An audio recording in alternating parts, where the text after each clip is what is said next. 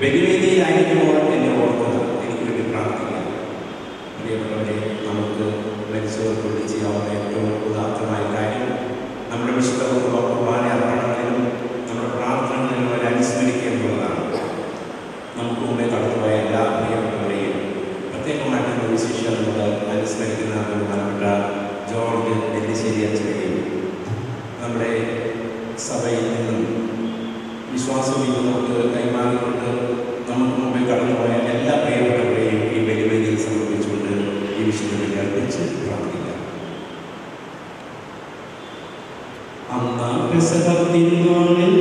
കർത്താവിനുള്ളിയ കൽപ്പന തിരുനാമത്തിൽ ചേർന്നിടണം, ഒരുമയോടെ ബലിയർപ്പിക്കാം.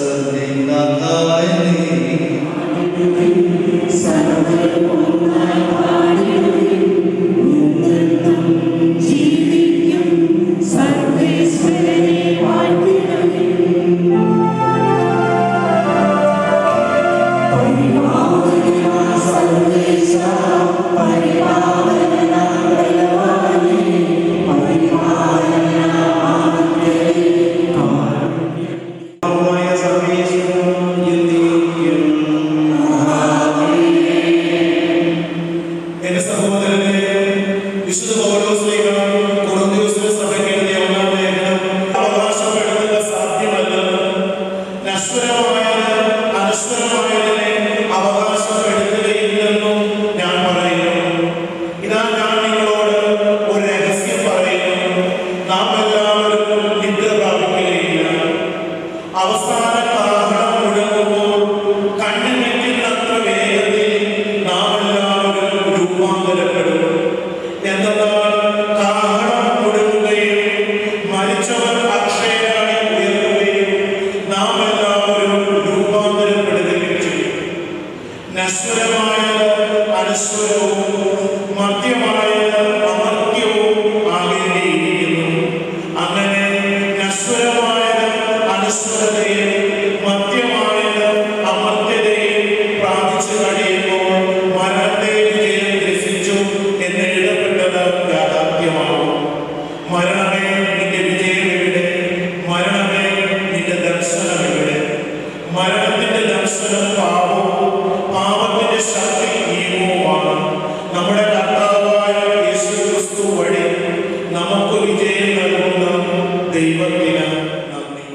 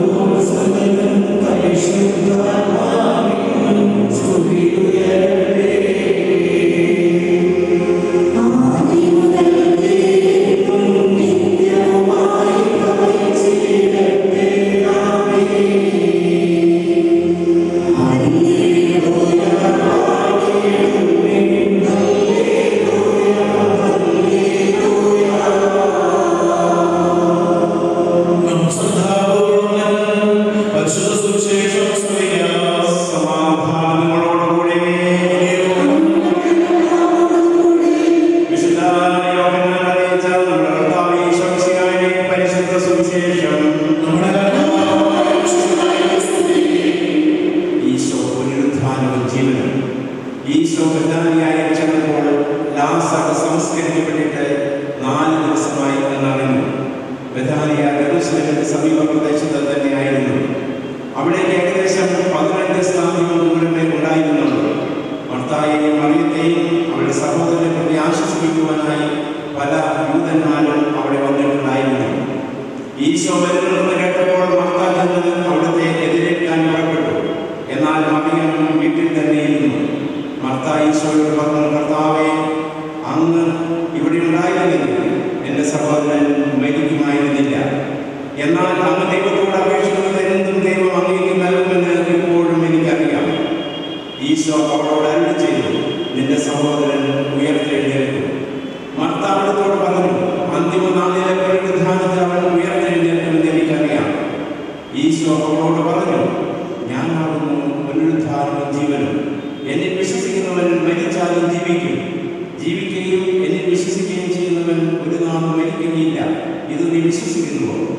അവൾ അവിടുത്തോട് പറഞ്ഞു, കർത്താവേ, അങ്ങ് ലോകത്തിലേക്ക് വരുന്ന ദൈവസുതനായ മെസ്സിഹയാണെന്ന് ഞാൻ വിശ്വസിക്കുന്നു.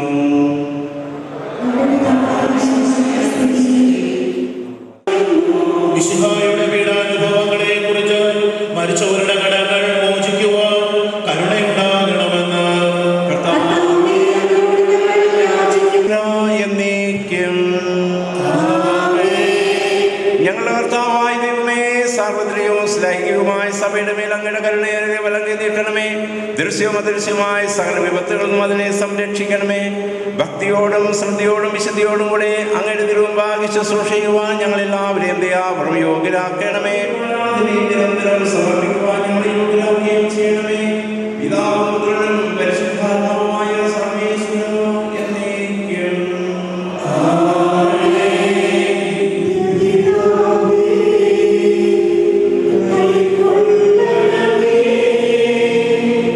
ഞങ്ങൾ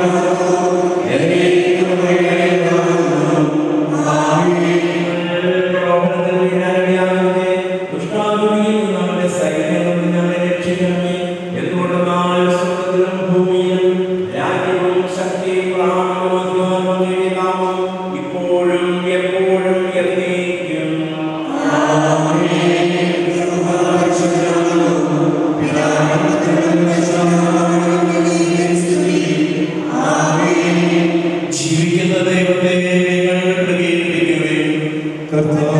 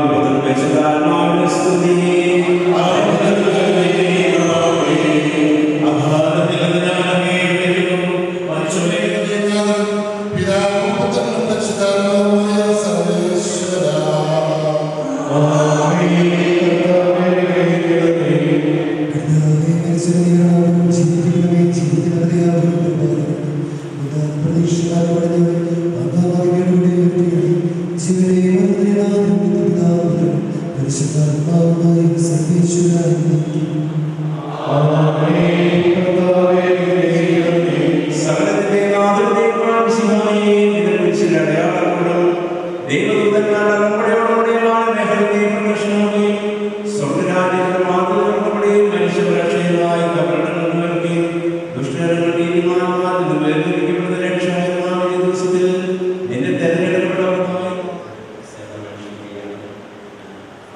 നന്ദി പറയുന്നു. നന്ദി പറയുന്നു. വീഴ്ച വന്നിച്ചതിന് ശേഷം നമുക്ക് പോകുകയാണ്. ചെറിയൊരു മീറ്റിംഗ് ക്രമീകരിച്ചിരിക്കുന്നത്. ദയവായിട്ട് എല്ലാവരും അവിടെ പോകണം. ഇന്ത്യയുടെ ശരീരത്തിന് നമുക്ക് അനുസ്മരിക്കാം. അദ്ദേഹം സ്വർഗീയ മാധ്യസ്ഥം നമ്മുടെ സംരംഭങ്ങൾക്ക് ഉണ്ടാകുകയെന്ന് പ്രാർത്ഥിക്കുന്നു. ഒരിക്കൽ കൂടി വിമാനങ്ങൾ നിറഞ്ഞ ഒരു സായാഹ്നവും ദൈവത്തിൻ്റെ പരിപാലനം എപ്പോഴും നമ്മുടെ കൂടെ ഉണ്ടാകുവാനായിട്ട് അവർ നമ്മെ അനുഗ്രഹിക്കുകയും ചെയ്തത് ആശംസിക്കുകയും ചെയ്തു.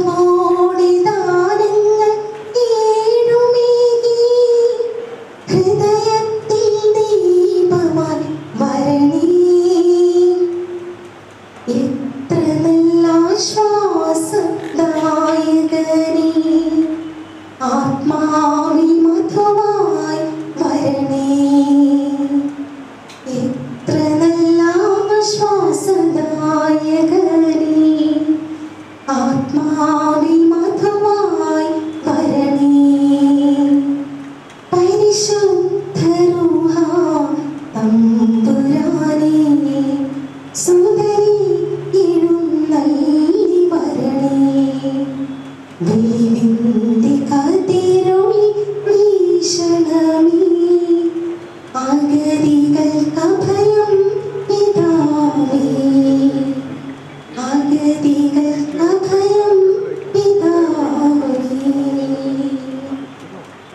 നമ്മളിന്ന് ഇവിടെ റവറൻഡ് ഫാദർ ജോർജ് നെല്ലിശ്ശേരി അച്ഛൻ്റെ അനുസ്മരണ സമ്മേളനത്തിലാണ് കൂടിച്ചേർന്നിരിക്കുന്നത്.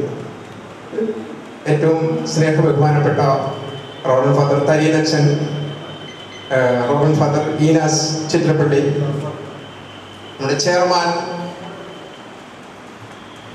Mathai Varkey Muthiranthi sir, general convener Joy George Vettickal, George Nellissery അച്ഛൻ്റെ സഹോദരൻ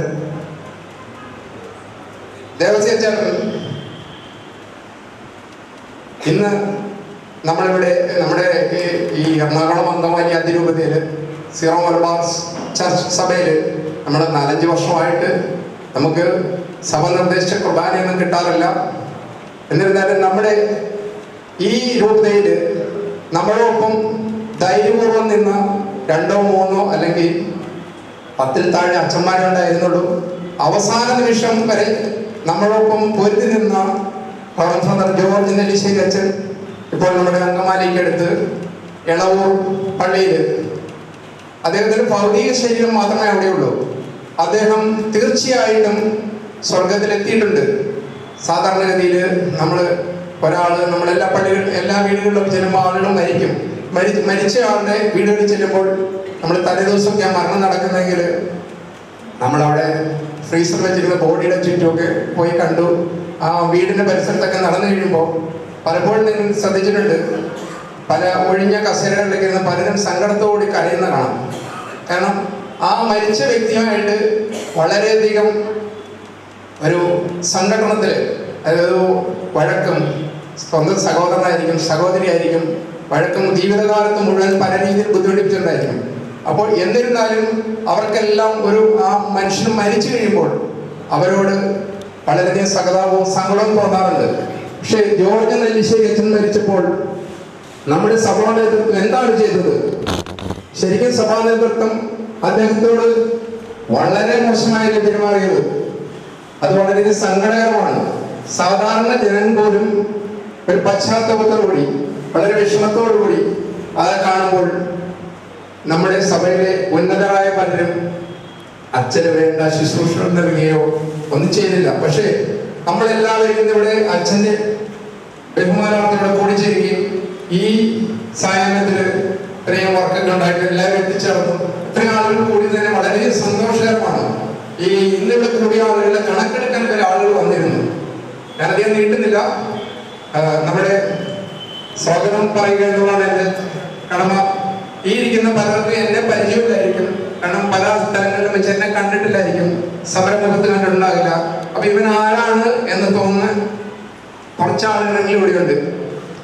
നമ്മള് ഉദാഹരണം പറയുകയാണെങ്കിൽ, ഈ പിള്ളേരെ തല്ലാനായിട്ട് വടിയൊക്കെ സൂക്ഷിക്കുന്ന ആളുകൾ അത് അലമാരിയുടെ മുകളിലോ തടിന് മുകളിലൊക്കെ വയ്ക്കും. അതുപോലെ ഈ ജോയ് സാറും മത്തായി സാറും സൂക്ഷിച്ചിരിക്കുന്ന ഒരു സാധനമാണ് ഞാൻ. ഏതായാലും ഞാൻ എൻ്റെ കടമയിലേക്ക് കിടക്കുകയാണ്. എൻ്റെ പേര് ടോമി ചേപ്പറമ്പിൽ. ഇവിടെ ചെറിയൊരു ഷോപ്പൊക്കെ നടത്തുന്ന ആളാണ്. ഞാൻ എൻ്റെ കടമയിലേക്ക് കിടക്കുകയാണ്. ബഹുമാന്യരായ, ഞങ്ങളുടെ ഏറ്റവും ആദരണീയരായ, ഞങ്ങളുടെ പ്രതിസന്ധി ഘട്ടത്തിൽ വളരെയധികം സഹായിച്ച, സഭയോടൊപ്പം ധീരമായി നിലകൊണ്ട റവറൻഡ് ഫാദർ തരീഞ്ഞാടിത്തച്ഛനെ ഈ യോഗത്തിലേക്ക് നിങ്ങളെല്ലാവരുടെയും പേരിൽ സ്വാഗതം ചെയ്തു കൊടുക്കുന്നു. അടുത്തതായിട്ട് റവറൻഡ് ഫാദർ ഈനാസ് ചിറ്റിലപ്പള്ളി അച്ഛനാണ്. അദ്ദേഹത്തെ സ്നേഹപൂർവ്വം ഹൃദയത്തിന്റെ ഭാഷയിൽ ഞാൻ നിങ്ങളുടെ എല്ലാവരുടെയും പേരിൽ സ്വാഗതം ചെയ്തു കൊടുക്കുന്നു. ഇനി നമ്മുടെ എന്താ പറയുന്നത്, നമ്മുടെ മത്തായി സാറാണ്, നമ്മുടെ ചെയർമാനാണ്. നമുക്ക് വേണ്ടി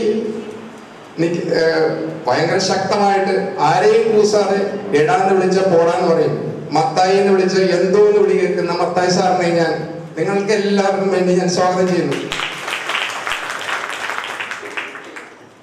ഇനിയുള്ളത് ഒരു ഗർജിക്കുന്ന സിംഹമാണ്.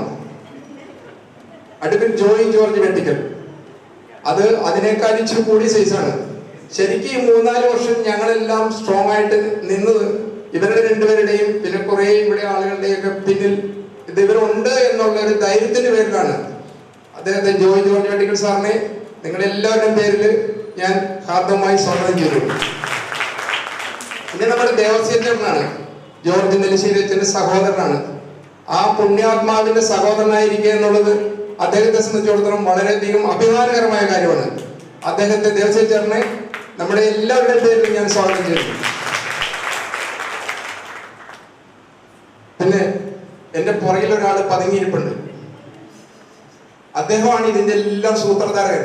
ഈ ജോയ് സാറും മത്തായി സാറും ഒക്കെ ഇവിടെ നിന്ന് കളിച്ചാലും വളരെ സൈലന്റ് ആയിട്ട് അദ്ദേഹത്തിന്റെ കമ്പനി വലിയ മാനേജ്മെന്റ് വിദഗ്ധനാണ് ഇദ്ദേഹം ആദ്യം എനിക്കറിയുന്നത് ജോസഫ് എബ്രഹാം എന്നൊരു കൊച്ചു പയ്യൻ, വളരെ മര്യാദയ്ക്ക് നിൽക്കുന്നു, പക്ഷെ ഭയങ്കര ബോംബാണ്. അദ്ദേഹം ഒരു വലിയ പബ്ലിക് ലിമിറ്റഡ് കമ്പനിയുടെ കേരള തമിഴ്നാട് ചാർജുള്ള മാനേജിംഗ് ഡയറക്ടറായിട്ട് ഇവിടെ നിയമിതനായി. അതിനെ നമുക്ക് വളരെയധികം സന്തോഷകരമാണ്. അദ്ദേഹത്തെ ജോസഫ് എബ്രഹാത്തിനെ ഈ യോഗത്തിലേക്ക് സ്വാഗതം ചെയ്തോളൂ.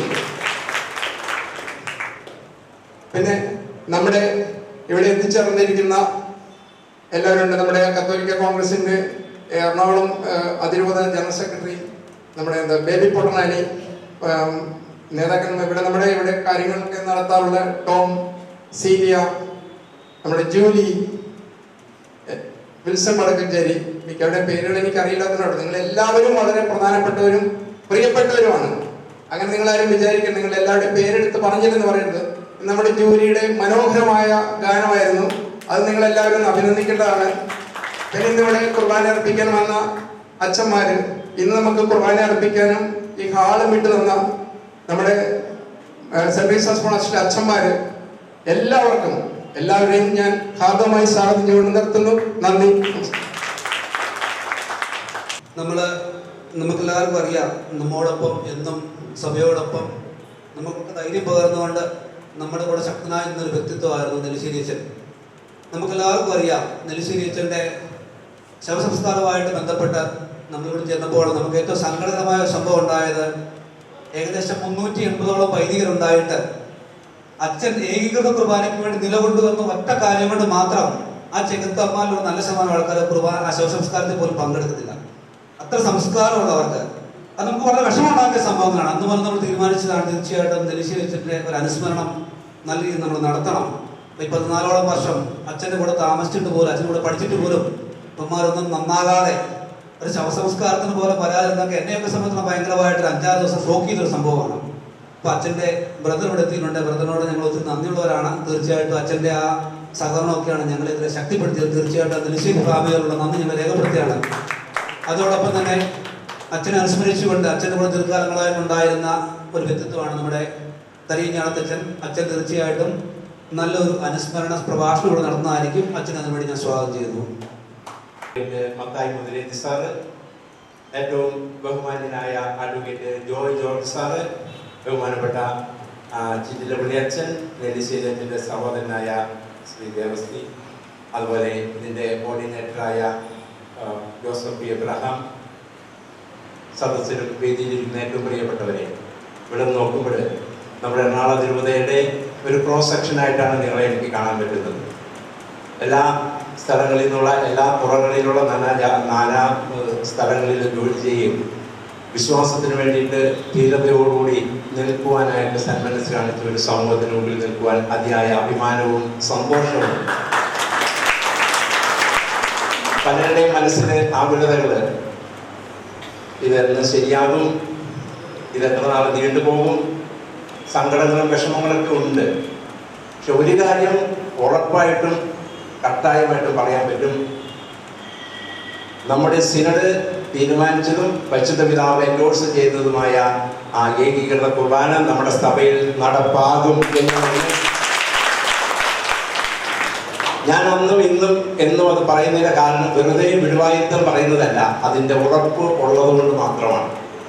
പക്ഷെ എത്ര സമയമെടുക്കും നമുക്ക് എപ്പോഴും അറിയാമല്ലോ. നമുക്ക് പെട്ടെന്ന് വേണം, പെട്ടെന്ന് കിട്ടണം എന്നൊക്കെ നമുക്ക് ആഗ്രഹമുണ്ടെങ്കിലും അതല്ലാതെ ഇതിന് വേറൊരു ഓപ്ഷൻ ഇല്ല.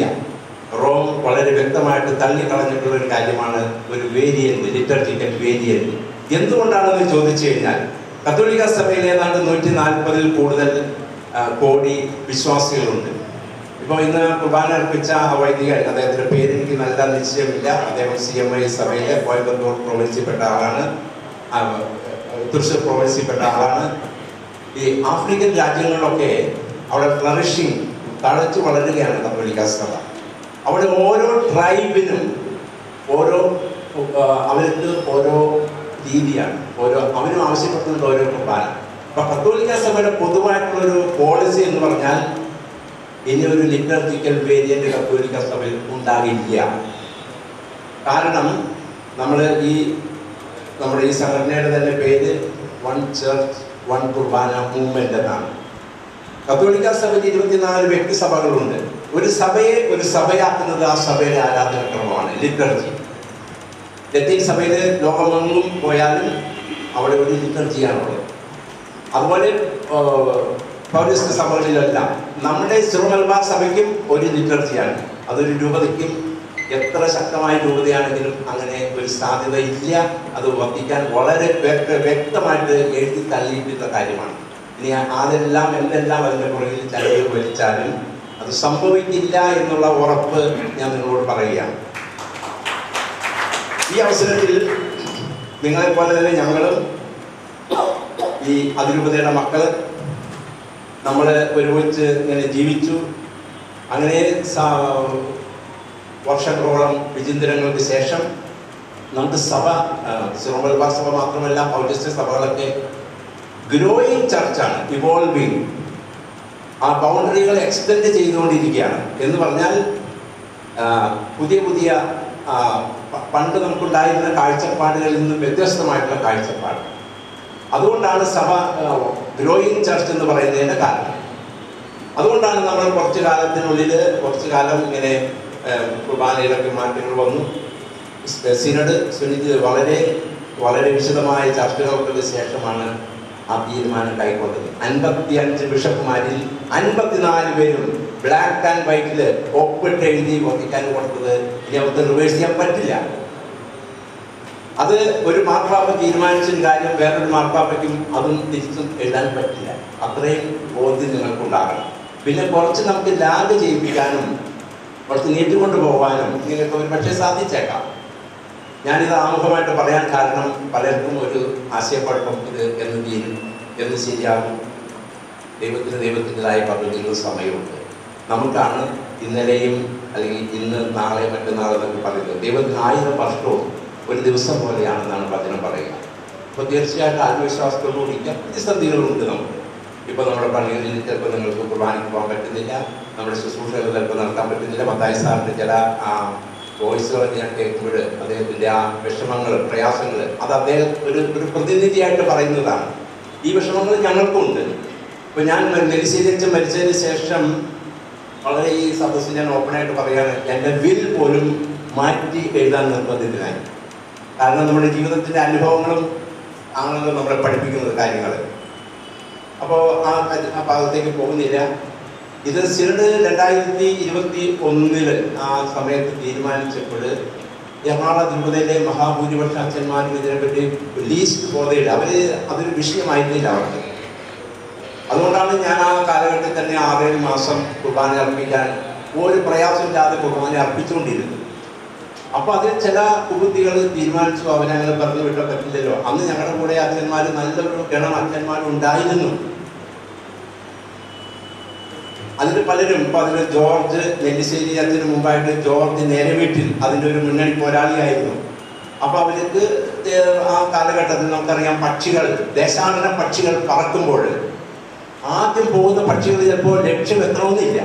ആ ലക്ഷ്യത്തിന് മുമ്പ് ആ പക്ഷികൾ ചിറകറ്റ് വീഴാനും അതിൻ്റെ സാധിക്കും എന്ന് കരുതിക്കൊണ്ട് പുറകെ വരുന്ന പക്ഷികൾ ഒരിക്കലും യാത്ര അവസാനിപ്പിക്കുന്നില്ല.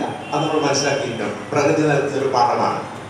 അപ്പോൾ ജോർജ് നെല്ലിശ്ശേരി അച്ഛൻ ഇതിനു വേണ്ടിയിട്ട് അദ്ദേഹം കോട്ടയം പടുവാ സെമിനാരിൽ പഠിക്കുകയും അഗാധമായ പാണ്ഡിത്യമൊക്കെ ഉള്ള ഒരു വ്യക്തി ആയതുകൊണ്ട് അദ്ദേഹം വളരെ ആധികാരികമായിട്ട് അതിനെപ്പറ്റി സംസാരിക്കുകയും എഴുതുകയും പ്രബോധനങ്ങൾ നൽകുകയും ചെയ്തിരുന്ന ഒരു വ്യക്തിയായിരുന്നു. അതുപോലെ ഞങ്ങളൊക്കെ വെറുതെ ഞാൻ പഠിച്ചതും വളർന്നതൊക്കെ ലത്തീൻ സെമിനാരികളിലാണ്. അപ്പോൾ എനിക്കിതിനെപ്പറ്റിയുള്ള ബോധ്യം വന്നത് പിന്നീടുള്ള വായനകളും ഇദ്ദേഹത്തെ പോലെയുള്ള ആളുകളുടെ ക്ലാസ്സുകളും അതുപോലുള്ള കാര്യങ്ങളാണ്. ഇപ്പോൾ ഈനാശുവത്തിൻ്റെ പുസ്തകങ്ങളൊക്കെ ഞാൻ ഒരുപാട് വായിക്കാനായിട്ട് വന്നിട്ടുണ്ട്. അങ്ങനെയാണ് നമുക്ക് ബോധ്യങ്ങൾ. അറിവില്ലായ്മ കൊണ്ടാണ് പലപ്പോഴും അപകടങ്ങളും ഇങ്ങനെയൊക്കെ സ്ഥാപിക്കുക, ഇങ്ങനെയൊക്കെ സംഭവിക്കുക. അപ്പോൾ എനിക്ക് നിങ്ങളോട് ഈ അവസരത്തിൽ ഈ അനുസ്മരണ യോഗത്തിൽ ബഹുമാനപ്പെട്ട നെല്ലിശ്ശേരിയത്തിൽ നമുക്കൊരു മാർഗദീപമായിരുന്നു. മുംബൈ പറന്നുപോയ ഒരു ദേശാടന പക്ഷിയായിരുന്നു അദ്ദേഹം. കവികൾ പാടിയിട്ടുണ്ട്, മരിച്ചുപോയവർ ഭാഗ്യവാന്മാർ. അപ്പം അദ്ദേഹത്തിന് ഇപ്പോൾ നമ്മുടെ ഈ കണ്ണുനീരിൻ്റെ താഴ്വരയിലും അതുപോലെ ഈ ഇവിടുത്തെ പ്രയാസങ്ങളും ഇല്ലാതെ ദൈവസന്നിധിയിലെ ഞാൻ അസൂയപ്പെടുകയാണ് അദ്ദേഹത്തിൻ്റെ മരണത്തെ പറ്റി ഓർക്കുമ്പോഴും. കാര്യം അല്പം ആരോഗ്യ പ്രശ്നത്തിൽ ഉണ്ടായെങ്കിൽ അദ്ദേഹം അത് നെഗ്ലക്ട് ചെയ്തിരുന്നു. യാതൊരു അസ്വസ്ഥതകളും പ്രയാസങ്ങളും ഒന്നും ഇല്ലാതെ രാവിലെ കുർബാന അർപ്പിച്ച് അന്ന് അല്പം വീക്കായി ആശുപത്രി കൊണ്ടുപോയി ആള് ദൈവസന്നിധിയിലേക്ക് യാത്രയായി. ഒരു അനുഗ്രഹമാണ്. നമുക്കറിയാം, ഒരു വൃക്ഷം എവിടേക്ക് ചാഞ്ഞു നിൽക്കുന്നുവോ ആ വൃക്ഷം അങ്ങോട്ട് വീഴുകയുള്ളൂ. അപ്പോൾ ദൈവത്തിൽ ആശ്രയിച്ചുകൊണ്ട് മുമ്പോട്ട് പോയൊരു വ്യക്തിത്വമായിരുന്നു നെല്ലിശ്ശേരി അച്ഛൻ. ഫോർട്ട് കൊച്ചി പള്ളിയിൽ എൻ്റെ തൊട്ട് പിന്നാലെയാണ് അദ്ദേഹം അവിടെ വന്നത്. വളരെ സന്തോഷകരമായിട്ട് അദ്ദേഹം അവിടെ ചെലവഴിച്ചു. പക്ഷേ അദ്ദേഹത്തിൻ്റെ ഇത്രയും ദീർഘമായ വർഷം പൗരോഹിത്യം വളരെ മനോഹരമായിട്ടും ചൈൽഡാർത്ത രീതിയിൽ അദ്ദേഹം ചെലവഴിച്ചു. തീർച്ചയായിട്ടും അദ്ദേഹത്തെ അനുസ്മരിക്കുവാനും അദ്ദേഹത്തിന് വേണ്ടി പ്രാർത്ഥിക്കുവാനും നമ്മളിത് ഒരുമിച്ച് കൂടിയിരിക്കുന്നത് തീർച്ചയായിട്ടും അഭിനന്ദനാർഹമാണ്. അതിൻ്റെ പുറകിൽ ഇത് കോർഡിനേറ്റ് ചെയ്ത ശ്രീ ജോസഫ് മുതൽ ജോയ് സാറും മത്തായി സാറും ഇവിടെ ഇരിക്കുന്ന ഓരോരുത്തരും, ശ്രീ വിൽസൺ, പേരെടുത്ത് പറയുകയാണെങ്കിൽ മൊത്തം എല്ലാവരുടെയും പേര് പറയേണ്ടി വരും. എനിക്ക് പള്ളി നിറച്ച് ആളുകൾ തിങ്ങി നിറഞ്ഞ് നിൽക്കുന്നത് കണ്ടപ്പോൾ തന്നെ തീഷ്ണത, അതാണ് നമ്മുടെ വിശ്വാസത്തിൻ്റെ തീഷ്ണത. നഷ്ടം സഹിത്ത് നമ്മൾ പ്രതിജ്ഞകൾ നിറവേറ്റണം. നമ്മുടെ വരും തലമുറയ്ക്ക് വേണ്ടിയിട്ട്, നമുക്ക് വേണ്ടി മാത്രമല്ലല്ലോ, വരും തലമുറയ്ക്കും ഭാവി തലമുറയ്ക്ക് വേണ്ടിയിട്ടാണ് അത് റെക്ടിഫൈ ചെയ്യപ്പെടുകയും അത് കൃത്യമായിട്ട് വരികയും ചെയ്യുമെന്ന് 100% ഉറപ്പും വിശ്വാസവും ബോധ്യവും എനിക്കുണ്ട്. സമയത്തിൻ്റെ ഒരു നമുക്ക് വരുന്ന നടക്കുമെന്ന് കൃത്യം നമുക്ക് ഒരു പക്ഷെ പറയാൻ പറ്റിയില്ലെങ്കിൽ പോലും ഈ കഴിഞ്ഞ ദിവസം നമ്മുടെ സഭയിൽ ഉന്നതനായ, പേര് പറയുന്നത് ശരിയല്ല പബ്ലിക് വേദിയിൽ, അദ്ദേഹം കോപ്പിൽ പള്ളിയിൽ ഒരു ക്രിസ്തു കുർബാനയ്ക്ക് വന്നു. മേലധ്യക്ഷന്മാരുടെ നിലയിൽപ്പെട്ട ഒരാളാണ്.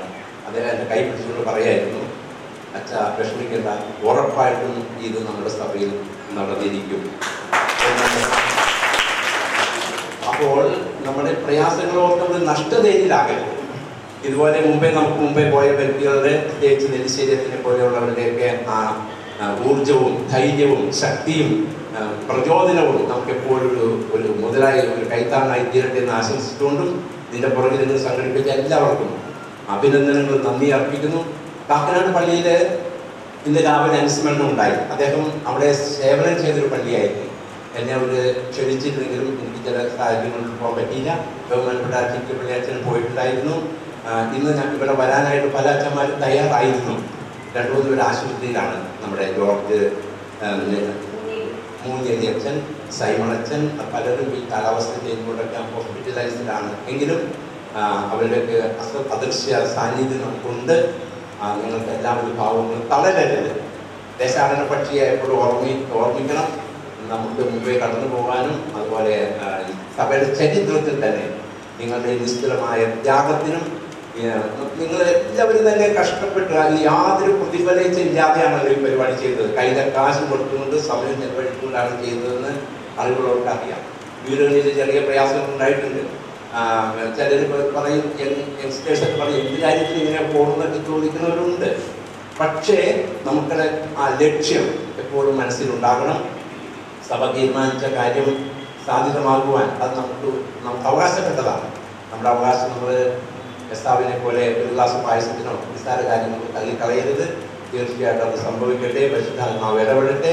നമ്മുടെ പിതാവായ തോമസ്ലിഹായുടെ പ്രത്യേകമായിട്ടുള്ള സഹായവും ഉണ്ടാകട്ടെ. മരിച്ചുപോയ നമ്മുടെ പൂർവികരായിട്ടുള്ളവരും പ്രത്യേകിച്ച് നെല്ലിശ്ശേരിയത്തിനെ പോലെയുള്ളവരുടെയൊക്കെ സ്വർഗീയ മാധ്യസ്ഥം നമുക്ക് ശക്തിയായി തീരട്ടെ എന്ന് ആശംസിച്ചുകൊണ്ട് ഞാൻ എൻ്റെ വാക്കുകൾ അവസാനിപ്പിച്ചു. ഇവിടെ വന്നിരിക്കുന്ന സഹോദരി സഹോദരങ്ങളെ, ഈ മൈക്ക് കൈമാറിയ ഇവിടെ ഇരിക്കുന്ന ഓരോ വ്യക്തിക്കും 5, 10, 15 മിനിറ്റ് സംസാരിക്കാൻ കഴിവുള്ളവരാണ്. അവരുടെ മുമ്പിലാണ് ഞാൻ നിൽക്കുന്നത് എന്ന ബോധ്യത്തിലാണ്.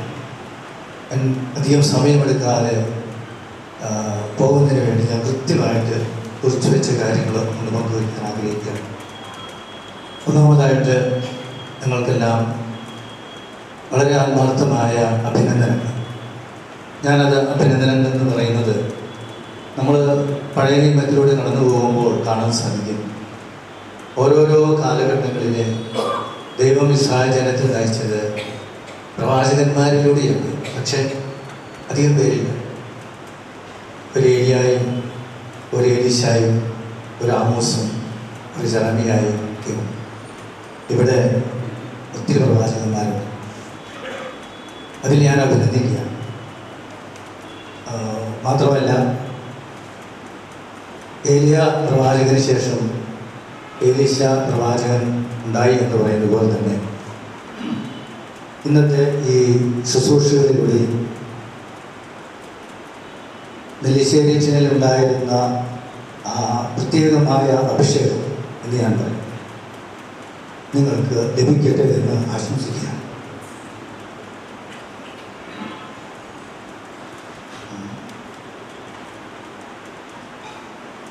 അച്ഛനും ഞാനും ഒരുമിച്ച് പഠിച്ചവരാണ്. അച്ഛൻ മരിച്ചപ്പോൾ വരാൻ പറ്റിയത് പകരം കർണാടകയിലായിരുന്നു.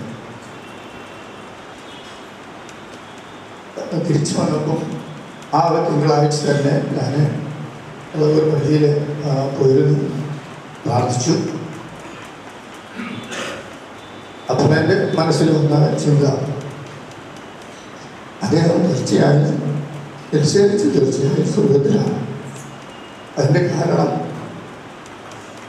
അദ്ദേഹത്തിനെതിരായിട്ട് ഒരു അപവാദം പോലും ഉണ്ടാക്കിയെടുക്കാനായിട്ട് സാധിച്ചിട്ടില്ല.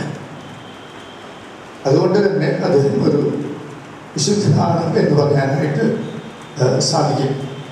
അതുകൊണ്ട് നെല്ലിശ്ശേരിച്ചിൻ്റെ ആ അഭിഷേകം, പ്രാർത്ഥന നിങ്ങൾക്കെല്ലാവർക്കും ലഭിക്കട്ടെ. അദ്ദേഹത്തിൻ്റെ ആ ദൗത്യം നമുക്കെല്ലാവർക്കും തുടരാനായിട്ട് സാധിക്കട്ടെ. നെല്ലിശ്ശേരിച്ചിൻ്റെ ആ ധീരത ഇന്ന് എറണാകുളം അങ്കമാലി രൂപതയിൽ മാത്രമല്ല, മറ്റ് രൂപതകളിൽ നിന്നും പുറത്തു വരാനായിട്ട് തുടങ്ങിയിട്ടുണ്ട് എന്ന് ആത്മായരായ ഞങ്ങൾ നല്ലപോലെ മനസ്സിലാക്കണം. തൃശ്ശൂരിൽ നിന്ന് ഫ്രാൻസിസ് മാഷുടെ ഒരു വീഡിയോ ഈ അടുത്ത കാലത്തുണ്ടായിരുന്നു. വളരെ ശക്തമായിട്ട് ഫ്രാൻസിസ് മാഷുടെ കാര്യത്തെക്കുറിച്ച് പറഞ്ഞിട്ടുണ്ട്.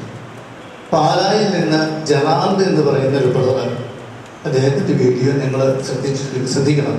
കഴിഞ്ഞ ആഴ്ചയിലാണ് അതിറങ്ങിയത്. അത് നരികുളത്തച്ഛ പൊറുക്കണം എന്ന് പറഞ്ഞുകൊണ്ട്, നരികുളത്തച്ഛൻ്റെ പേര് പ്രത്യേകം പറഞ്ഞുകൊണ്ടാണ് ആ ജെറാൾഡ് എന്ന് പറയുന്ന സാധാരണക്കാരൻ. അദ്ദേഹം ഒരു കർഷകനാണ്, വാടക വീട്ടിൽ താമസിക്കുന്ന ഒരു വ്യക്തിയാണ്. ഭാര്യയും 3 മക്കളുള്ള വ്യക്തിയാണ്. ആ വ്യക്തിക്കൊക്കെ അത്രയും ഉയരാൻ സാധിച്ചെങ്കിൽ നിങ്ങൾക്കൊക്കെ ഉയരാൻ സാധിക്കും. അതിന് ഈ വിഷയത്തെക്കുറിച്ച് കൈകാര്യം ചെയ്യുന്ന ധാരാളം പുസ്തകങ്ങളുണ്ട്. വ്യക്തിപരമായിട്ട് എറണാകുളം അങ്കമാലി രൂപതയിൽ ഇങ്ങനെയുള്ള പ്രശ്നങ്ങളൊക്കെ ഉണ്ടാകുന്നതിന് മുമ്പ് തന്നെ 4 വർഷങ്ങൾക്ക് മുമ്പ് തന്നെ എൻ്റെ വീഡിയോസ് കിടപ്പുണ്ട്. അത് ശ്രദ്ധിക്കപ്പെട്ടിട്ടില്ല എന്നേ ഉള്ളൂ. അത് നിങ്ങൾ ശ്രദ്ധിക്കണം. മാത്രമല്ല, എറണാകുളം അങ്കമാലി അതിരൂപതയിൽ തന്നെ സ്വരം മാറി വരുന്നതെന്നുള്ളതിൻ്റെ മറ്റൊരു തെളിവാണ് കാലടിയിലുള്ള ഒരു ഭാര്യയും ഭർത്താവും. വളരെ മനോഹരമായിട്ട് സിറോമലബാർ കുർബാനയുടെ ഒരു പരമ്പര ഇറക്കിയിട്ടുണ്ട്. നിങ്ങൾ കേട്ടിട്ടില്ലെങ്കിൽ അത് കേൾക്കണം. ഞാൻ നേരത്തെ വർഷങ്ങൾക്ക് മുമ്പ് ഇറക്കിയത് 106 നിൽക്കുകയാണ്, തീർന്നിട്ടില്ല. ഉദാശ വചനങ്ങൾ വരെ ആയിട്ടുള്ളൂ.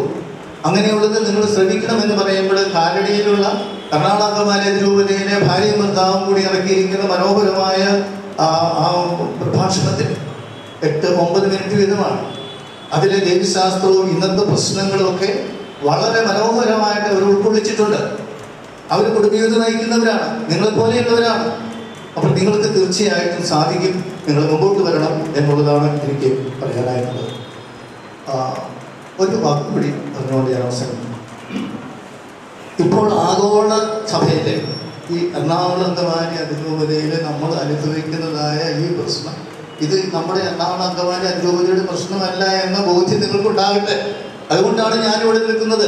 ഞാൻ ഈ രൂപതക്കാരനല്ല, ഞാൻ ഇടവക വൈദികനുമല്ല. പക്ഷേ എൻ്റെ ദൗത്യത്തിൽ ഞാൻ വർഷങ്ങളിലൂടെ പോയിട്ടുണ്ട്. ഇത് ആഗോള സഭയുടെ പ്രശ്നമാണെന്നുള്ളത് ഈ ദിവസങ്ങളിലെ ഈ ആഴ്ചകളിൽ വ്യക്തമായിട്ടുണ്ട്. മാർപ്പാപ്പയുടെ പ്രഭാഷണത്തിൽ ആഹ്വാനത്തിലൂടെ എന്താ പറഞ്ഞിരിക്കുന്നത്? പാരമ്പര്യങ്ങളെ മുറുകെ പിടിച്ചുകൊണ്ട് കാലോചിതമായ മാറ്റം നടത്തണം. 3 വർഷം മുമ്പ് കാലോചിതമായ മാറ്റം അനിവാര്യമാണെന്ന് പറഞ്ഞ് ഞാൻ പറഞ്ഞ വീഡിയോ 2K ആയിട്ടുണ്ടായിരുന്നു. ഇപ്പം 2ാമത് ഞാനത് കൊടുത്തിട്ടുണ്ട്. അത് നിങ്ങൾ ശ്രദ്ധിക്കണമെന്ന് ഞാൻ പറയാം. ഇന്നത്തെ ഏറ്റവും പ്രധാനപ്പെട്ട കാര്യം അത് തന്നെയാണ്. ലാളിച്ചൻ പറഞ്ഞ് ഉറപ്പ് തന്നു നമുക്ക്. എന്തുകൊണ്ടാണ്? ഇതുകൊണ്ട് തന്നെയാണ് പാരമ്പര്യങ്ങളെ മുറുകെ പിടിച്ചുകൊണ്ട് കാലോചിതമായ മാറ്റം എന്ന് പറയുമ്പോൾ, ഈ കാലോചിതമായ മാറ്റം വിശുദ്ധ ജോൺ പോൾ രണ്ടാമൻ മാർപ്പാപ്പയുടെ വാക്കുകൾ കടമെടുത്തുകൊണ്ട് ചുരുക്കോളജിയും സൗകര്യോളജിയും അല്ല. ജോൺ പോൾ രണ്ടാമൻ മാർപ്പാപ്പ ഔദ്യോഗികമായിട്ട് അത് പഠിപ്പിക്കുന്നുണ്ട്. തോന്നുന്നത് പോലെ ഓരോരുത്തർക്ക് ചെയ്യുക എന്നുള്ളതല്ല. കാലോചിതമായ മാറ്റം എന്ന് പറഞ്ഞാൽ ഇപ്പൊ വേൾഡ് കപ്പ് തുടങ്ങാൻ പോകും. പല സ്ഥലങ്ങളിൽ വാൾ പോസ്റ്റൊക്കെ ഇറങ്ങാൻ അതിന് ഒരുക്കമായിട്ടുള്ള കളികൾ നടക്കുന്നുണ്ടായിരുന്നു. ഞാൻ ഇടയ്ക്ക് ഒന്ന് കേൾക്കാം. ഒരു ആവേശം കിട്ടുന്ന കാര്യമാണ്. ഇപ്പം ഇപ്പോഴത്തെ ഫുട്ബോൾ കളിയുണ്ടല്ലോ, ഈ ക്യാരം ബോർഡ്സിലെ കോയിനിട്ട് ഓടിക്കുന്നത് പോലെ പാസ് ചെയ്ത് പോകും. അത്രയും വളർന്നു. അതെ, കാലോചിതമായ വളർച്ചയാണ് നമുക്ക് വേണ്ടത്. അപ്പോൾ കാലോചിതമായ മാറ്റം എന്ന് പറയുന്നത് വളർച്ചയാണ്. ഞാൻ 2 ഉദാഹരണം മാത്രം പറഞ്ഞത്. ഇന്നത്തെ മനുഷ്യന് പ്രാർത്ഥിക്കാൻ സമയമില്ല എന്ന് പറയുമ്പോൾ പ്രാർത്ഥിക്കാനായിട്ട് സമയം കൊടുക്കുന്നതാണ് കാലോചിതമായ മാറ്റം. ഇന്നത്തെ മനുഷ്യന് വിശ്വാസം പോകുന്നു, യുവാക്കൾക്ക് വിശ്വാസം പോകുന്നു എന്ന് പറയുമ്പോൾ കാലോചിതമായ മാറ്റം എന്ന് പറയുന്നത് വിശ്വാസ പ്രമാണം ചൊല്ലുന്നതാണ്. ഞാനവിടെ നിർത്തിയാണ്. പറ്റുന്നിടത്തോളം നിങ്ങൾ ആ വീഡിയോ കേൾക്കണം. അത് വളരെ പ്രധാനമായിട്ട് കാര്യങ്ങളെല്ലാം വിശദീകരിച്ച് പറഞ്ഞിട്ടുണ്ട്. അപ്പോൾ നമ്മുടെ ഇന്നത്തെ ശുശ്രൂഷയിലൂടെയും പ്രാർത്ഥനകളിലൂടെയൊക്കെ നിങ്ങൾക്കെല്ലാവർക്കും എലീശ പ്രവാചകൻ എലിയായിലൂടെ ചൈതന്യം സ്വീകരിച്ചതുപോലെ നെല്ലിശേഖരിച്ചതിൻ്റെ ചൈതന്യം നിങ്ങൾക്ക് സ്വീകരിക്കാനായിട്ട് സാധിക്കട്ടെ. പഠനത്തിലൂടെയും പ്രാർത്ഥനകളിലൂടെയും ബോധ്യങ്ങളിലൂടെയും ഉറച്ചു നിന്നുകൊണ്ട് നിങ്ങളുടെ ബോധ്യങ്ങളെ ഉറക്കെ പറയാൻ തയ്യാറുള്ള വ്യക്തികളായിട്ട് നിങ്ങൾ തീരട്ടെ എന്ന ആശംസയോടുകൂടി ഞാൻ നിർത്തുന്നു. ഞാൻ ഇത് കുർബാനയുടെ പരമ്പര ഇറങ്ങിയിട്ടുണ്ടെന്ന് പറഞ്ഞില്ലേ, കാലടിയിൽ നിന്ന് അവരുടെ ഒരു പ്രസിദ്ധീകരണത്തിനോട് തന്നിരിക്കുന്നു. Thank you. ഇങ്ങനെ അവിടെ നിൽക്കാൻ സാധിച്ചത് ദൈവത്തിന് സ്തുതി. നെല്ലിശ്ശേരി അച്ഛനെ കുറിച്ച് ഞാനിപ്പോൾ ദേവസ്വനോട് പറയുകയുണ്ടായി. നെല്ലിശ്ശേരി അച്ഛൻ്റെ കൂടെ ഒക്കെ ചെറുപ്പ കാലത്തൊക്കെ വസിച്ച് ഒരുമിച്ച് നിന്ന് ദേവസ്വനോട് ഞാൻ പറയുകയുണ്ടായി അച്ഛനെ കുറിച്ച്. അച്ഛൻ്റെ സഹോദരൻ തന്നെ എന്ന് പറയുകയാണെങ്കിൽ ഞങ്ങൾക്ക് വളരെ സന്തോഷമുണ്ട്. നമ്മളോട് ദേവസ്വനെ സംഭവിച്ചിട്ടുണ്ട്. ചേട്ടൻ 2 വാക്ക് സംസാരിക്കുന്നതായിരിക്കും. ആദ്യമായി തന്നെ ഞാനൊരു ക്ഷമാപണം നടത്താണ്. നിങ്ങൾ ഇളവൂർ വന്നപ്പോൾ, നിങ്ങൾ ശവസംസ്കാരത്തിന് വന്നപ്പോൾ നിങ്ങൾക്ക് കുറച്ച് ബുദ്ധിമുട്ടുകളൊക്കെ ഉണ്ടായി. അതിന് ഞാൻ ക്ഷമാപണം നടത്താണ് ഞങ്ങളുടെ കുടുംബത്തിൻ്റെ പേരിൽ. അത് പിന്നെ ഞങ്ങളുടെ കൺട്രോളിലായിരുന്നില്ല കാര്യങ്ങൾ. അതുകൊണ്ട് നമുക്കതിൽ പ്രത്യേകിച്ചൊന്നും ചെയ്യാനുണ്ടായിരുന്നില്ല. പിന്നെ എല്ലാവർക്കും ഞങ്ങളുടെ കുടുംബത്തിൻ്റെയും നന്ദി അറിയിക്കുകയാണ്. ഇത്ര ദൂരെ നിന്ന് നിങ്ങൾ വന്ന് ബുദ്ധിമുട്ടി ശവസംസ്കാരത്തിനായാലും വന്നു, ഇവിടെ ആയാലും നിങ്ങൾ ഇത്ര ബുദ്ധിമുട്ടിയോടെ വന്ന് ഈ സമയം ഇതിനു വേണ്ടി ചെലവഴിക്കുന്നതിന് ഞങ്ങളുടെ നന്ദി അറിയിക്കുകയാണ്. അച്ഛനെ കുറിച്ചുള്ള ഓർമ്മകൾ പറയുകയാണെങ്കിൽ ഞാനും അച്ഛനായിട്ടൊരു 5 വയസ്സിൻ്റെ വ്യത്യാസമുള്ളൂ. ഞാനൊരു 5ാം ക്ലാസ്സിലൊക്കെ ആകുമ്പോൾ അച്ഛൻ 10ാം ക്ലാസ്സാണ്. അന്ന് ഞാൻ കണ്ടിട്ടുള്ള അച്ഛൻ വീട്ടിലിരുന്ന് പഠിക്കില്ല, പുറത്ത് പോയി മരത്തിൻ്റെ മുകളിലോ അവിടെ ഇവിടെയൊക്കെ പോയിരുന്ന് പഠിക്കുന്ന ഒരച്ഛനാണ്. എന്ന് പറഞ്ഞാൽ വളരെ ഹാർഡ് വർക്കിംഗ് ആണ്. വീട്ടിൽ കൃഷി ബാക്ക്ഗ്രൗണ്ടാണ്. അത്യാവശ്യമൊക്കെ കൃഷിപ്പണിയിലൊക്കെ സഹായിക്കേണ്ടതുണ്ട്. പക്ഷെ വീട്ടിൽ നിന്ന് അച്ഛൻ പതുക്കെ മുങ്ങും, എവിടെയെങ്കിലും പോയിരുന്ന് പഠിക്കും. 66-67 കാലഘട്ടത്തിൽ 10ാം ക്ലാസ്സിൽ 357 മാർക്ക് 3 മാർക്കിനാണ് ഫസ്റ്റ് ക്ലാസ് പോയത്. അപ്പൊ അത്രയ്ക്ക് പഠിക്കുകയും ഹാർഡ് വർക്കുകയും ചെയ്യുന്ന ആള് അച്ഛനാവുന്ന അവിടെ ആരും ഒരിക്കലും പ്രതീക്ഷിച്ചില്ല അച്ഛൻ അങ്ങനെ ഒരു പ്രൊഫഷനിലേക്ക് മാറുമെന്ന്. പക്ഷെ എല്ലാം യാദർച്ഛികമാണ്. അച്ഛൻ്റെ മരണം തന്നെ യാദർച്ഛികമായിരുന്നു. അപ്പോൾ അങ്ങനെ അച്ഛൻ സെമിനാറിൽ പോയി. അപ്പോൾ എനിക്ക് ഏകദേശം ഞാൻ 2ാം ക്ലാസ്സിലോ 6ാം ക്ലാസ്സിലാണ്. പിന്നെ ഒരു 10 കഴിഞ്ഞപ്പോൾ ഞാനും നാട് വിട്ടു. അപ്പോൾ കുട്ടിക്കാലത്തെ ഓർമ്മകളൊക്കെ വളരെ കുറവാണ്. പക്ഷെ എഴുത്തിലൂടെയും വെക്കേഷൻ വരുമ്പോഴൊക്കെ ഞാൻ പല പള്ളികളിലും അച്ഛനിരുന്ന പള്ളികളിലൊക്കെ പോയിട്ടുണ്ട്. തൊണ്ണൂത്തങ്ങട് തൊട്ട് ഇവിടെ തൃപ്പൂണിത്തറ, ആയൂര്, അങ്ങനെ പല സ്ഥലത്ത് ഞാൻ പോയിട്ടുണ്ട്. അപ്പം അച്ഛനെ ഞാൻ കണ്ടേക്കുന്നത് എന്ത് ഹാർഡ് വർക്ക് ചെയ്യാനും അച്ഛന് മടിയില്ല എന്നുള്ളതാണ്. പട്ടം കിട്ടിയിട്ട് പിന്നെ അച്ഛൻ ഒത്തിരി പഠിക്കാനായിട്ട് പോയിട്ടുണ്ട്. പൂനെയിൽ പോയി MTH എടുത്തു. കർണാടകയിൽ പോയിട്ടാണ് മറ്റേ ജേർണലിസത്തിൽ മാസ്റ്റേഴ്സ് എടുത്തത്. സോഷ്യോളജിയിൽ മാസ്റ്റേഴ്സ് എടുത്തു. അത് കഴിഞ്ഞ് MG യൂണിവേഴ്സിറ്റിയിൽ കോട്ടയത്ത് അച്ഛൻ താമസിച്ചാണ് മറ്റേ ഡോക്ടറേറ്റ് ചെയ്തത്. അന്നൊക്കെ പൂനെയിൽ എനിക്ക് ഓർമ്മയിൽ ഇടയന്തരത്തെ പിതാവൊക്കെ അന്ന് പൂനെയിലുണ്ടായിരുന്നു. ഇടയന്തരത്താവ് ജോയിസ് അച്ഛനൊക്കെ. ഇവിടെ ആണെങ്കിൽ കോട്ടയത്താണെങ്കിൽ ആ സമയത്ത് പുത്തമ്പീട്ടിൽ പിതാവ് ഉണ്ടായിരുന്നു യൂണിവേഴ്സിറ്റിയിൽ, ചെറുപ്പണത്തച്ഛൻ, അവരൊക്കെ. അപ്പോൾ അവർക്കായിട്ട് നല്ല ബന്ധങ്ങളിലായിരുന്നു. പക്ഷെ പിന്നീട് വന്നപ്പോൾ ഈ കുർബാന പ്രശ്നവും വേറെയുള്ള അച്ഛൻ്റെ ഒരു പ്രത്യേകത, എന്തിനും ആള് വളഞ്ഞു കൊടുക്കില്ല, കാര്യങ്ങൾ മുഖത്ത് നോക്കി പറയും. സത്യദീപത്തിലായിരുന്നപ്പോഴായാലും അവിടെ അഭിപ്രായവ്യത്യാസങ്ങൾ വന്നു. അതുകൊണ്ട് അച്ഛനവിടെ നിന്ന് മാറേണ്ടി വന്നു. പ്രെസ്ബിറ്റർ കൗൺസിലുണ്ടായി. അവിടെ കാര്യങ്ങൾ ചോദ്യങ്ങൾ വന്നപ്പോൾ അച്ഛൻ ഒഴിവാക്കി എന്നാണ് ഞാൻ മനസ്സിലായി. എനിക്കറിയില്ലട്ടായിരുന്നു. പക്ഷെ അങ്ങനെ ഏതിനും എന്തിനും പുള്ളി ചോദ്യം ചെയ്യാൻ മടിയില്ലാത്ത ആളും നിലപാടെടുക്കുന്ന ആളുമായിരുന്നു. കുർബാന പ്രശ്നമൊന്നും അങ്ങനെ തന്നെയായിരുന്നു. അതുകൊണ്ട് പുള്ളിക്ക് ഒത്തിരി നഷ്ടങ്ങൾ ഉണ്ടായിട്ടുണ്ട്. എന്ന് പറഞ്ഞാൽ ഭൗതികമായിട്ടുള്ള നഷ്ടങ്ങൾ. നല്ല പൊസിഷൻ, നല്ല ഇത്ര വിദ്യാഭ്യാസവും കഴിവുള്ള ആള് ചെറിയ പള്ളികളിലൊക്കെ ഒതുങ്ങി കൂടി. അപ്പം അതാണ്. പക്ഷെ തിരിഞ്ഞു നോക്കുമ്പോൾ അച്ഛൻ്റെ അടുത്ത നിലപാടുകളിൽ പുള്ളി ഉറച്ചു നിന്നു. പുള്ളി വിശ്വസ്തതയായിരുന്നു. അതാണ് ഞങ്ങൾക്കും സന്തോഷം. അതുകൊണ്ട് ആ വിധത്തിൽ ഞങ്ങൾക്ക് ഖേദമൊന്നുമില്ല. അച്ഛനിപ്പോൾ വലിയ ആളാണെന്ന് അങ്ങനെയൊന്നും ഞങ്ങൾക്ക് വീട്ടുകാർക്കൊന്നും ആഗ്രഹം ഉണ്ടായിരുന്നില്ല.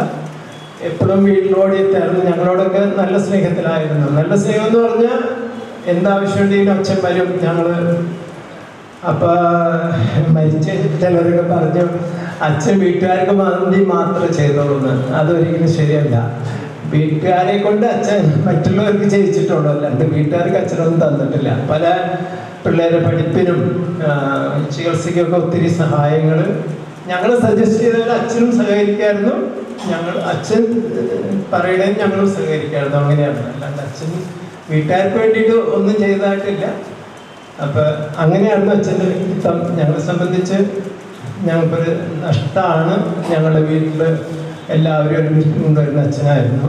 എല്ലാ ആവശ്യങ്ങൾക്കും വരായിരുന്നു. അത്ര താങ്ക് യു. നമ്മൾക്ക് അറിയത്തില്ലാത്ത കുറേ കാര്യങ്ങളൊക്കെ അറിയുവാൻ സാധിച്ചു. അച്ഛൻ്റെ ലാളിത്യം, അച്ഛൻ്റെ സഹോദരങ്ങളുമായിട്ടുള്ള ബന്ധങ്ങൾ, അതിനെക്കുറിച്ച് നമുക്ക് അറിയുവാൻ സാധിച്ചു. അപ്പോൾ ഇന്ന് ഈ നിമിഷത്തിൽ ഇവിടെ വന്ന ചേട്ടന് പ്രത്യേകമായിട്ട് ഞങ്ങൾ നന്ദി പറയുകയാണ്. അടുത്തായിട്ട് സമയം മുന്നോട്ട് പോയിക്കൊണ്ടിരിക്കുകയാണ്. പെട്ടെന്ന് കൺക്ലൂഡ് ചെയ്യേണ്ടതായിട്ടുണ്ട്. വൺ ചർച്ച് വൺ കുർബാനയെ റെപ്രസെൻ്റ് ചെയ്തുകൊണ്ട് ശ്രീമാൻ മത്തായി മുതലഞ്ച് സാറ് 2 വാക്കുകൾ സംസാരിക്കുന്നതായിരിക്കും. വേദിയിലെ സദസ്സിലുള്ള ബഹുമാന്യരെ, ഞാൻ ആരുടെയും പേരെടുത്ത് ഇപ്പോൾ പറയുന്നില്ല, കാരണം സമയം പോകും. ഒരേ ഒരു ഇന്ന് കോൺട്രവേഴ്സി ഉള്ള ഒരു കാര്യങ്ങളും ഞാൻ സംസാരിക്കുന്നില്ല, കാരണം ഇതൊരു അനുശോചന യോഗമാണ്. നമുക്ക് സഭാ നേതൃത്വത്തോടും ഏകീകൃത കുർബാന നടപ്പാക്കാത്ത എറണാകുളം അങ്കമാലി അതിരൂപതയിലെ നമ്മുടെ തട്ടിൽ മെത്രാപ്പോലീത്തയോടും മെത്രാപ്പോലീത്തക്കാരി ജോസഫ് ആമളാനും മെത്രാപ്പോലീത്തയോടും ഒക്കെ തർക്കങ്ങളും കാര്യങ്ങളുമുണ്ട്. അതൊന്നും ഇപ്പോൾ നമ്മൾ പ്രതിപാദിക്കുന്നു. നമുക്ക് പറയാനുള്ള സമയങ്ങളുണ്ട്. ഇനിയും നമുക്ക് സമയം അതിക്രമിച്ചിട്ടില്ല. നമ്മൾ ക്ഷമയോടെ കാത്തിരിക്കുന്നു. ഞാൻ പറയാൻ വന്നത്, ഈ സഭ എന്തുകൊണ്ടാണ് ആ ജോർജ് നെല്ലിശ്ശേരി അച്ഛനെ എളവൂർ പള്ളിയിൽ വെച്ച് സഭ ഇല്ലിസിറ്റായിട്ട് പ്രഖ്യാപിച്ച ഒരു കുർബാന ആ മൃത ശരീരത്തോട്, ഭൗതിക ദേഹത്തോട് അനാദരവ് കാണിച്ചതെന്നുള്ളതാണ്. അദ്ദേഹം മരിച്ചു കിടക്കുകയാണ്. അദ്ദേഹത്തിന് അത് എതിർക്കാൻ പറ്റില്ല. അദ്ദേഹം ജീവിതകാലം മുഴുവൻ എതിർത്ത, അല്ലെങ്കിൽ ജീവിതകാലം മുഴുവൻ അനുകൂലിച്ച ഏകീകൃത കുർബാന ചെല്ലണ്ട. പക്ഷേ എന്തുകൊണ്ടാണ് സഭ ഇല്ലിസിറ്റായിട്ട് പ്രഖ്യാപിച്ച കുർബാന അവിടെ അർപ്പിച്ച് അദ്ദേഹത്തിൻ്റെ ശവസംസ്കാരം നടത്തിയെന്ന് ഈ സഭാ നേതൃത്വം, എറണാകുളം അങ്കമാലി അതിരൂപതയല്ല, സഭാ നേതൃത്വം ഈ വിശ്വാസികളായി നമ്മളോട് സമാധാനം പറയേണ്ടത്. ആ ഒരൊറ്റ കാര്യമാണ് ഏറ്റവും പ്രധാനമായി പറയാനുള്ളത്. ബാക്കി ഭൗതികമായ നമ്മുടെ ഒത്തിരി ബുദ്ധിമുട്ടുകളും പ്രശ്നങ്ങളും ഒക്കെ ഉണ്ട്. അതിനൊക്കെ നമുക്ക് അവസരമുണ്ട്. നമ്മളിതുകൊണ്ട് നിർത്തുന്നില്ലല്ലോ. ഇന്നുകൊണ്ട് നമ്മൾ ഈ സമരങ്ങളോ സമരകാര്യങ്ങളോ ഒന്നും നിർത്തുന്നില്ല. നമ്മൾ ഈ ഏകീകൃത കുർബാന എറണാകുളം അങ്കമാലി അതിരൂപതയിൽ എല്ലാ ഇടവുകളും നടപ്പാക്കുന്നതിന് വേണ്ടി അക്ഷീണം പരിശ്രമിക്കും. ഇത് നമ്മൾ ഇന്ന് പറയുന്നില്ല എന്ന് ഞാൻ പറഞ്ഞു. ഇതാണ് ഈ ഒറ്റ കാര്യം മാത്രമേ ഞാൻ പറയുന്നുള്ളൂ. ബാക്കി കാര്യങ്ങൾ നമ്മളുടെ സമരം മുന്നോട്ട് പോകും. കാരണം ഈ ജോർജ് നെല്ലിശ്ശേരി അച്ഛൻ എറണാകുളം അങ്കമാലി അതിവിടെ കത്തീഡ്രൽ പള്ളി വന്നത് നമ്മൾ ഓർക്കുന്നില്ലേ? അദ്ദേഹം പല പ്രാവശ്യം അത് അന്ന് സിനഡ് ഉണ്ടായിരുന്നു എന്നുള്ള കാര്യം കൂടെ നമ്മൾ ഓർക്കണം. ജനുവരിയിലെ സിനഡ് നടക്കുമ്പോഴാണ് എറണാകുളം അങ്കമാലി അതിരൂപതയുടെ കത്തീഡ്രൽ പള്ളി, സീറോ മലബാർ സഭയുടെ കത്തീഡ്രൽ പള്ളിയിൽ അല്ലെ സിംഹാസന പള്ളിയിൽ നമ്മൾ നിരാഹാരവും ആഹാരവും കഴിച്ചുള്ള പ്രാർത്ഥനയുമായിട്ടിരുന്നത്. അന്ന് ഈ സിനഡിലെ മെത്രാന്മാർ മൗണ്ട് സെന്റ് തോമസിൽ ഇതൊന്നും അറിഞ്ഞില്ലേ? അവർക്കൊന്നും നമ്മളോടൊന്ന് സംസാരിക്കാമായിരുന്നല്ലോ, നമ്മളോട് ചോദിക്കാമായിരുന്നല്ലോ, അല്ലെ നമ്മളോട് വിളിക്കാമായിരുന്നല്ലോ, മക്കളെ നിങ്ങൾ ഇത് നിർത്താൻ, ഞങ്ങളിത് ശരിയാക്കാമെന്ന് പറയാമായിരുന്നല്ലോ. അവരാരും പറഞ്ഞില്ലല്ലോ. എന്തുകൊണ്ട് അവർ പറയാൻ? ഈ കേരളത്തിലെ ഈ സീറോ മലബാർ സഭയിലെ സകലമാന മെത്രാന്മാരെയും മെത്രാപ്പോലീത്തമാരെയും അധികാരമുള്ളവരെയും ഇല്ലാത്തവരെയും എല്ലാം കണ്ടവരല്ലേ നമ്മളെല്ലാം. എത്ര തവണ എത്ര പേരിവിടെ പോയി, 10,000-കണക്കിന് മണിക്കൂറുകൾ, ലക്ഷക്കണക്കിന് പണം, ഇതൊക്കെ ഓരോരുത്തരും ചിലവാക്കി. ഇത് കൂടുതൽ ഞാൻ ഇന്ന് പറയുന്നില്ല, കോൺട്രവേഴ്സിയിലേക്ക് കടക്കുന്നില്ല. നിങ്ങളെല്ലാവരെയും ഞാൻ വൺ ചർച്ച് വൺ കുർബാന മൂവ്മെൻറ്റിൻ്റെ പേരിൽ നിങ്ങൾക്ക് നന്ദി പറയാനായിട്ട് വേറെ ആളുണ്ട്. ഞാൻ എല്ലാവരും ഒരിക്കൽ കൂടി നന്ദി പറഞ്ഞു കൊടുക്കുന്നു. അതിഗംഭീരമായ ഒരു കുർബാനയാണ്. വളരെ കാലം കൂടി ഒരു ഏകീകൃത കുർബാന കണ്ടതുകൊണ്ടായിരിക്കും ഇത് വളരെ നല്ലതാണല്ലോ എന്ന് എനിക്ക് തോന്നുന്നു. പിന്നെ സമയക്കുറവ് കൊണ്ട് അച്ഛനൊരു 3/4 മണിക്കൂർ കൊണ്ട് ഈ കുർബാന തീർന്നു. വലിയ കാലതാമസം ഇല്ലാതെ കുർബാന തീർക്കാമെന്ന് മനസ്സിലായല്ലോ നമുക്ക്. അതാണ് ഏകീകൃത കുർബാന നമുക്ക് അന്യമല്ല, നമുക്ക് ആഗ്രഹമുണ്ട്. ഞാൻ അല്ല സാധാരണ പള്ളിയിൽ പോകുന്നില്ല എന്ന് ചോദിച്ചാൽ ഇല്ല, ഗുഡ്നസ് ടിവിയില്ല കുർബാന കാണുന്നത്. പ്രശ്നം എന്താണെന്ന് ചോദിച്ചാൽ സെൻറ്റ് മേരീസ് കത്തീഡ്രൽ ബസിലിക്കയിൽ ഏകീകൃത കുർബാന വരുന്ന ഔദ്യോഗികമായിട്ട് വരുമ്പോൾ മാത്രമേ കാണുന്നുള്ളൂ എന്ന് ഞാൻ തീരുമാനിച്ചിരിക്കുന്നു. എന്നുകൊണ്ട് വേറെ എവിടെയെങ്കിലും കുർബാന വന്നാൽ പോകാമെന്നുള്ളതല്ല, പോകാറുണ്ട്. അത് വേറെ ഓരോ ഫംഗ്ഷനുകൾക്ക് പോകുമ്പോൾ നമുക്കത് ഉപേക്ഷിക്കാറുണ്ട്. അതുപോലെ തന്നെ ബാക്കി ഒത്തിരി കാര്യങ്ങൾ പറയാനുണ്ട്, അതെല്ലാം ഞാൻ നിർത്തുന്നു. നന്ദി, നമസ്കാരം. ദീപ്തമായ ഓർമ്മകൾക്ക് മുമ്പിൽ ഞാൻ ശിരസ് നമിക്കുന്നു. അദ്ദേഹത്തിൻ്റെ പൗരോഹിത്യ കാലത്തല്ല, എന്തിനു വേണ്ടിയാണോ നിലകൊണ്ടത് ആ ആശയം മുന്നിൽ നിർത്തിക്കൊണ്ട് 1% പോലും കലർപ്പില്ലാതെ, ആരോടും സന്ധി ചെയ്യാതെ, ആരുടെയും മുമ്പിൽ മുട്ടുമടക്കാതെ, സത്യസന്ധമായും തൻ്റെ ഇടത്തോടും കൂടി നെല്ലിശ്ശേരി അച്ഛൻ വിഭാവനം ചെയ്തത് എന്താണോ അത് നടപ്പിലാക്കി കിട്ടുവാൻ അവസാന ശ്വാസം വരെ സമരരംഗത്തുണ്ടായിരിക്കും. അതിൽ എന്തെങ്കിലും കലർപ്പ് വരുത്തേണ്ട ഒരു സാഹചര്യം വന്നാൽ തൻ്റെ ഇടത്തോടെ ഈ സമരത്തിൽ നിന്ന് ആത്മാഭിമാനത്തോടെ ഇറങ്ങിപ്പോകും എന്ന് മാത്രം പറഞ്ഞുകൊണ്ട് ഞാൻ അവസാനിപ്പിക്കുന്നു. നമ്മളുടെ ഇടയിൽ കുത്തിത്തിരിപ്പുണ്ടാക്കുവാൻ പല ആളുകളും ശ്രമിക്കുന്നുണ്ട്. ഭാവനയിൽ നിന്ന് പല കഥകളും ഉണ്ടാക്കി പ്രചരിപ്പിക്കുകയും അതിന് പുറകെ ദൗർഭാഗ്യവശാൽ നമ്മുടെ ഇടയിൽ നിന്ന് പോലും പല ആളുകൾ അതിന് കമൻ്റ് ഇടുകയും ചെയ്ത് ഹൃദയവേദന ഉണ്ടാക്കുന്നുണ്ട് എന്ന് മാത്രം പറഞ്ഞുകൊണ്ട് ഒരിക്കൽ കൂടി നമ്മൾ എന്താഗ്രഹിച്ചോ അത് നടപ്പിൽ കിട്ടുവാൻ വേണ്ടി അവസാന ശ്വാസം വരെ ഞാൻ ഉണ്ടാകുമെന്ന് മാത്രം പറഞ്ഞുകൊണ്ട് അവസാനിപ്പിക്കുന്നു. കുറയ്ക്കാൻ പറഞ്ഞുകൊണ്ട് മൈക്കിൽ കയറി പിടിച്ചാണ്, എല്ലാവരും ക്ഷമിക്കുക. നമ്മൾ കൺകൂടേഷനിൽ കിടക്കുകയാണ്. അതിന് മുമ്പായിട്ട് എന്നോട് നമ്മുടെ കൂടെയുള്ള ചില ആൾക്കാർ ചില കാര്യങ്ങൾ ചോദിച്ചായിരുന്നു. ഇന്ന് വടക്കമ്പാട് അച്ഛൻ്റെ ഒരു ബുക്കിൻ്റെ ഇനാഗുറേഷൻ ആയതുകൊണ്ടാണ് ഈ ഹോസ്പിറ്റലിൽ അല്ലാത്ത വേറെ കുറേ അച്ഛന്മാർ നമ്മുടെ പരിപാടിക്ക് വരാൻ പറ്റാതെ അവർ അറിയിക്കാൻ പറഞ്ഞിട്ടുണ്ട്. അതുകൂടാതെ നമ്മളെ സംബന്ധിച്ച് നമുക്ക് ഏറ്റവും കൂടുതൽ വിഷമം ഉണ്ടാക്കുന്ന ഒരു സംഭവമാണ്, സഭയോടൊപ്പം നിൽക്കുന്നു എന്ന് പറഞ്ഞുകൊണ്ട് പുതിയടെന്ന് പറയുന്ന ആ കള്ളയച്ഛൻ അവിടെ പോയിട്ട് നമ്മുടെ ഈ അച്ഛൻ്റെ ശവസംസ്കാരത്തിന് അവിടെ പോയി ജനാധിപത്യ കുർബാന ചൊല്ലി. അത് വളരെ മോശമായിട്ടുള്ള ഒരു കാര്യമായിരുന്നു. ഇവിടുന്ന് കൂലിയിൽ നിന്ന് പോയിട്ട് അവിടെ പോയിട്ട് ആ പള്ളിയിൽ പോയിട്ട് ഒരു ജനാധിപത്യ കുർബാന ചെല്ലുക എന്ന് പറഞ്ഞു കഴിഞ്ഞാൽ അത് തീർച്ചയായിട്ടും അച്ഛനെ അവഹേളിക്കാൻ വേണ്ടി തന്നെ നടത്തി, യാതൊരു സംശയവുമില്ല. അതവിടെ നിൽക്കട്ടെ. അവസാനമായിട്ട് അവിടെ കുർബാന നടക്കുകയാണെങ്കിൽ നമുക്ക് കൺകൂടി ഉണ്ടായിട്ടുണ്ട്. നന്ദിയുടെ ഒരു വാക്ക് പറയാൻ വേണ്ടി ശ്രീമാൻ നെൽസൺ പടത്തിനെ ക്ഷണിച്ചു കൊടുക്കുന്നു. വേദിയിലിരിക്കുന്ന പ്രിയപ്പെട്ടവരെ, ഞാൻ ആരെയും പേരെടുത്ത് പ്രത്യേകം നന്ദി പറയുന്നില്ല, സമയം കുറവുണ്ട്. പിന്നെ നെല്ലിശ്ശേരിച്ചൻ, ഞാനും ഒരു അങ്കമാലിക്കാരനാണ്, നെല്ലിശ്ശേരിച്ചൻ ഒരു അങ്കമാലിക്കാരനാണ്. പിന്നെ അതോടൊപ്പം തന്നെ എൻ്റെ ഭാര്യയുടെ ഇടവക്കാരനുമാണ്. അപ്പോൾ എൻ്റെ ഭാര്യ വീട്ടിലുള്ളവരും അച്ഛൻ്റെ കൂടെ പഠിച്ചവരുണ്ട് പലരും, എൻ്റെ സഹോദരന്മാരൊക്കെ.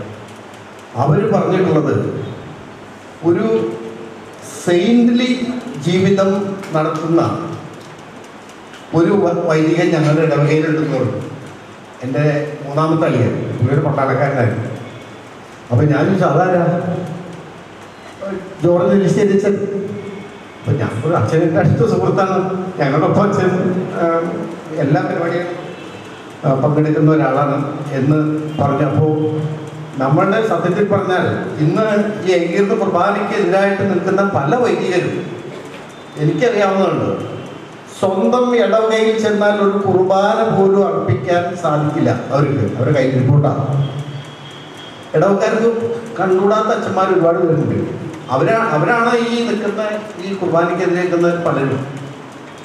പക്ഷേ എനിക്ക് വളരെ അഭിമാനം തോന്നി എൻ്റെ ഭാര്യ വീട്ടുകാരെ അച്ഛനെ കുറിച്ച് പറഞ്ഞപ്പോൾ. അപ്പോൾ ഇന്ന് ഞാനതവിടെ പരസ്യമായിട്ട് പറയുന്നതെന്ന് വെച്ചാൽ, ഇപ്പോൾ നമുക്ക് അച്ഛനെ കുറിച്ച് മരിച്ച സമയത്തല്ല അങ്ങനെ അതുകൊണ്ട് പറയുന്നതല്ല ഞാൻ. തീർച്ചയായിട്ടും എനിക്ക് അച്ഛനെ കുറിച്ച് പറയാനുള്ള ഒറ്റ വാക്കേ ഉള്ളൂ. വാക്കുകളിൽ സത്യസന്ധതയും ഹൃദയത്തിൽ സ്നേഹവും